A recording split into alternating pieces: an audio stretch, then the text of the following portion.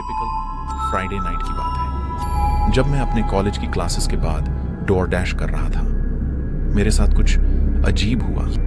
मैं ये वीकेंड्स में करता था ताकि मेरी लिविंग एक्सपेंसेस कवर हो सके, लेकिन उस रात को कुछ अलग था।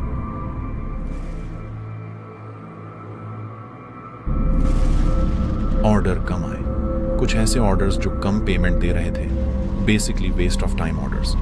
फिर 1 घंटे बाद एक ऑर्डर आया जो थोड़ा सही था, लेकिन वो 8 मील दूर था, जिसका पेमेंट अच्छा था, लेकिन लोकेशन कुछ सही नहीं लग रहा था। पर ये उन ऑर्डर्स से बेहतर था जो कम पैसे दे रहे थे। ऑर्डर एक्सेप्ट करके रेस्टोरेंट गया, लिविंग करने लगा। जीपीएस ने बताया कि सफ़र 30 मिनट चलेगा, जो मेरे लिए अब तक के ऑर्डर में से बहुत लंबा समय था। कैंपस के जस्ट बाद बहुत से घर थे, लेकिन जब मैं 20 मिनट बाद वाले मार्ग पर पहुंचा, तब मेरे सामने सिर्फ खुले मैदान और खेत दिखाई दिए। उस जगह कोई घर नहीं था, सिर्फ खुले खेत और लहराती हुई फसल दिखाई दे रही थी। मैं थोड़ा नर्वस फील कर रहा था, लेकिन मैं सोचा कि सब ठीक होगा।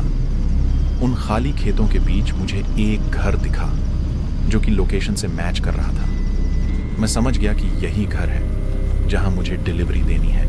अब मैं उस खाली और सुनसान रास्ते से होते हुए उस घर की ओर, अपने ऑर्डर की ओर बढ़ रहा था। उस जगह की अजीब सी शांति काफी कुछ कह देने लायक थी। मैदान के बीच से गुजरते हुए मुझे बहुत अजीब लग रहा था। भले ही मैं डरपोक नहीं हूं, लेकिन बिना किसी कारण के घबराहट होना एक अलग एहसास था। ही मैं सड़क से आगे निकला तो एकमात्र आवाज की जड़ पर मेरी कार की धीमी गड़गड़ाहट की थी। मैंने कार पार्क किया और बैग तैयार किया, फिर कार को वहीं छोड़ दिया और बाहर निकला। वह घर शांत था और वहां काफी अंधेरा भी था। बाहर की जगह को रोशन करने के लिए केवल बरामदे की रोशनी जल रही थी। मैं गंदगी भरी घास के बीच से होकर बरामदे तक गया और दरवाजे पर दस्तक देते हुए इंतजार कर रहा था। मैंने पीछे मुड़कर अपनी कार की ओर देखा, जो मैदान में अंधेरे में गायब सी लग रही थी। इसके पीछे एक क्षण का समय बीत गया।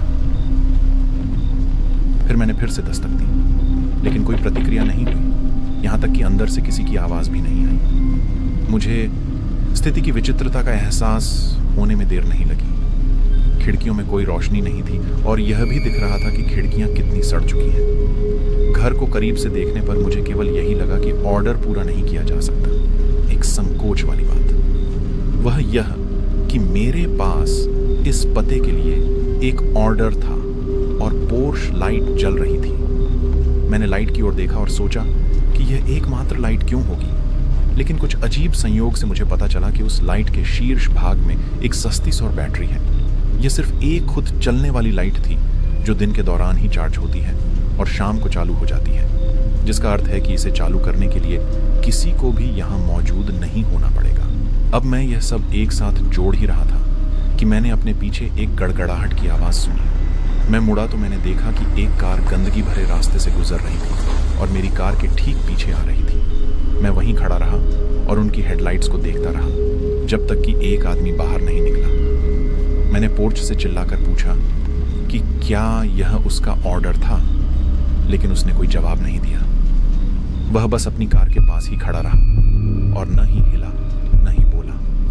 मुझे अपने एड्रेनालाइन स्पाइक का एहसास हुआ जब मुझे एहसास हुआ कि यह स्थिति कितनी भयानक थी। रात की खामोशी ने मुझे केवल यह याद दिलाया कि यहाँ कोई नहीं था जो मेरी मदद करे। मैं एक खाली घर और एक अजनबी के साथ एक मैदान के बीच में फंस गया था।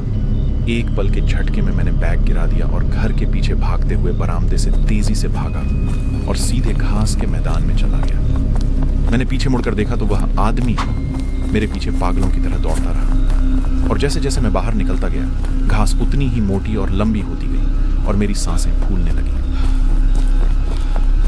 कुछ देर बाद मुझे एहसास हुआ कि अब उस आदमी के पास मेरा पीछा करने का कोई मौका नहीं है।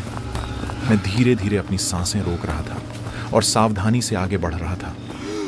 फसलों के बीच से होते हुए मैंने और भी शांत रहने की कोशिश की, क्योंकि शायद वो आदमी अभी भी मेरा पीछा करने की कोशिश में था। दौड़ते दौड़ते मैं एक सड़क पर पहुंच गया। मैं डरा सहमा उस सड़क पर जाकर गिरा। मुझे पुलिस ने उठाया और जांच करने के लिए मुझे साथ ले गई, पर वह आदमी तब तक जा चुका था। मुझे आश्चर्य हुआ क्योंकि मेरी कार लूटी नहीं गई थी और ऑर्डर का बैग अभी भी घर के बरामदे पर ही था। इसका मतलब केवल ये हो सकता है कि उस व्यक्ति के इरादे कुछ और थे, जो कि मुझे लूटने से कहीं ज्यादा बुरे थे।